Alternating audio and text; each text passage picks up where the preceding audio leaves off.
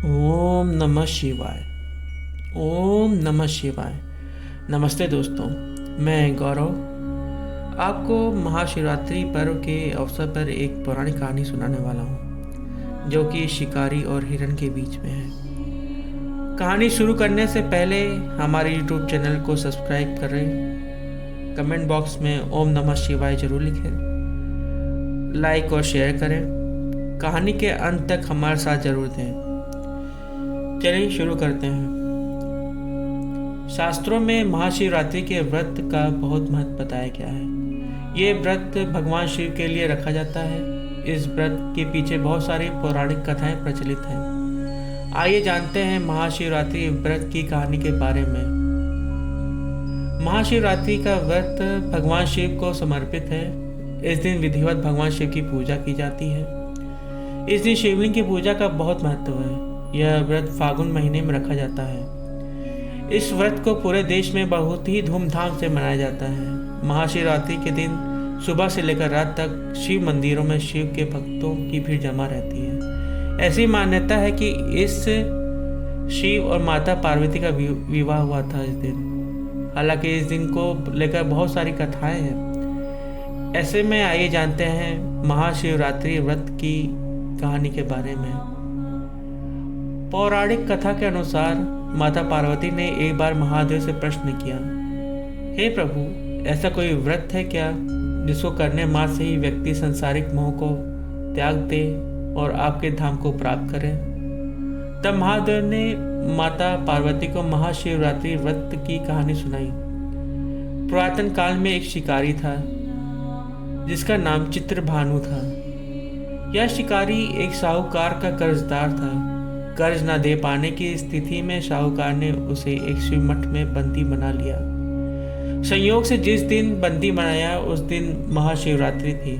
शिव मठ में शिव पूजा का आयोजन किया गया और शिवरात्रि की कथा सुनाई गई। शिकारी सारी कथा को सुनता रहा। पूजा समाप्त होने के बाद साहूकार ने शिकारी को अपने पास बुलाया।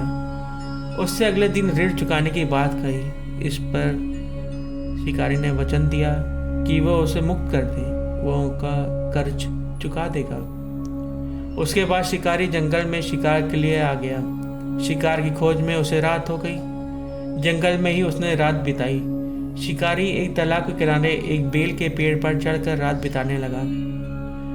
बेलपत्र के पेड़ नीचे एक शिवलिंग था जो बेल पत्रों से ढका हुआ था। इस बात का शिकारी को कुछ भी पता नहीं था। आराम करने के लिए उसने बेलपत्र की कुछ पत्तियां तोड़ी जो शिवलिंग पर गिर गई। उस दिन शिकारी भूखा प्यासा उस स्थान पर बैठा रहा। भूखे रहने से उसका व्रत हो गया। तभी वहां पर गर्भ अवस्था में एक हिरणी आई। शिकारी ने धनुष पर तीर चढ़ाकर हिरणी को मारने की जैसी ही कोशिश की, वैसे हिरणी बोली, मैं गर्भ से हूँ, शीघ्र ही बच्चे को जन्म दूंगी। तुम एक साथ दो जीवों की हत्या करोगे, यह उचित नहीं होगा। मैं अपने बच्चे को जन्म देकर शीघ्र ही तुम्हारे पास आ जाऊंगी, तब तुम मेरा शिकार कर लेना। शिकारी ने तीर वापस ले लिया। हिरणी भी वहां से चली गई। धनुष रखते समय कुछ बेलपत्र फिर से शिवलिंग पर गिर गए। इस प्रकार उससे अनजाने में ही प्रथम पहर की पूजा पूर्ण कर ली। कुछ देर बाद एक और हिरणी उधर से निकली। पास आने पर शिकारी ने तुरंत ही धनुष पर तीर चढ़ाकर निशाना लगाना चाहा, लेकिन तभी हिरणी ने शिकारी से निवेदन किया कि मैं थोड़ी देर पहले ऋतु से निर्मित हुई हूँ, कामातुर ही वीर नहीं हूँ। मैं अपने पति से मिलकर तुम्हारे पास आ जाऊंगी। शिकारी ने इस हिरणी को भी जाने दिया। शिकारी विचार करने लगा। इसी दौरान रात्रि का आखिरी पहर भी बीत गया। इस बार भी उसने धनुष से कुछ बेलपत्र शिवलिंग पर गिरा दिए। इस प्रकार उसके द्वारा दूसरे पहर की पूजा प्रक्रिया भी पूर्ण हो गई। इसके बाद तीसरी हिरणी आई जो अपने बच्चों के साथ उधर से गुजर रही थी। शिकारी ने धनुष उठाकर निशाना साधा। शिकारी तीर को छोड़ने वाला ही था कि हिरणी बोली, मैं इन बच्चों को इनके पिता के पास सौंपकर लौट आऊंगी, मुझे अभी जाने दो। शिकारी ने ऐसा करने से इनकार कर दिया। उसने बताया कि दो हिरणी को मैं छोड़ चुका हूँ। हिरणी ने कहा कि शिकारी, मेरा विश्वास करो, मैं वापस आने का वचन देती हूँ। शिकारी को तब हिरणी पर दया आ गई और उसे भी जाने दिया। उधर भूखा प्यासा शिकारी अनजाने में बेल की पत्तियां तोड़कर शिवलिंग पर फेंकता रहा। सुबह की पहली किरण निकली तो उसने मृग दिखाई दिया। शिकारी ने खुश होकर अपना तीर धनुष पर चढ़ा लिया।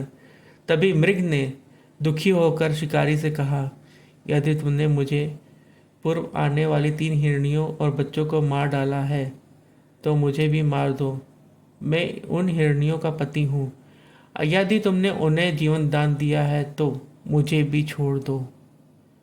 मैं अपने परिवार से मिलकर वापस आ जाऊंगा।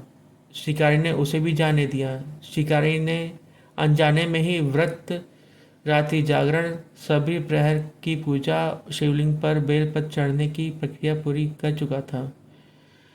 शिव की कृपया इस व्रत का फल शिकारी को तुरंत प्राप्त हुआ। भगवान शिव की कृपा से शिकारी का हृदय बदल गया। शिकारी का मन निर्मल हो गया। कुछ देर बाद ही शिकारी के सामने संपूर्ण मृग परिवार मौजूद था ताकि शिकारी उनका शिकार कर सके, लेकिन शिकारी ने ऐसा नहीं किया और सभी को जाने दिया। महाशिवरात्रि के दिन शिकारी द्वारा पूजन की विधि पूर्ण करने के कारण उसे मोक्ष प्राप्त हुआ। शिकारी की मृत्यु होने पर यमदूत उसे लेने आए तो शिवगणों ने उन्हें वापस भेज दिया। शिवगढ़ शिकारी को लेकर शिवलोक आ गए। भगवान शिव की कृपा से ही अपने इस जन्म में राजा चित्रभानु स्वयं के पिछले जन्म को याद रख पाए और महाशिवरात्रि के महत्व को जानकर उसका अगले जन्म में भी पालन किया। ये थी महाशिवरात्रि पर्व पर व्रत की कहानी। आप लोग को पसंद आई तो लाइक, कमेंट, शेयर ज़रूर करें।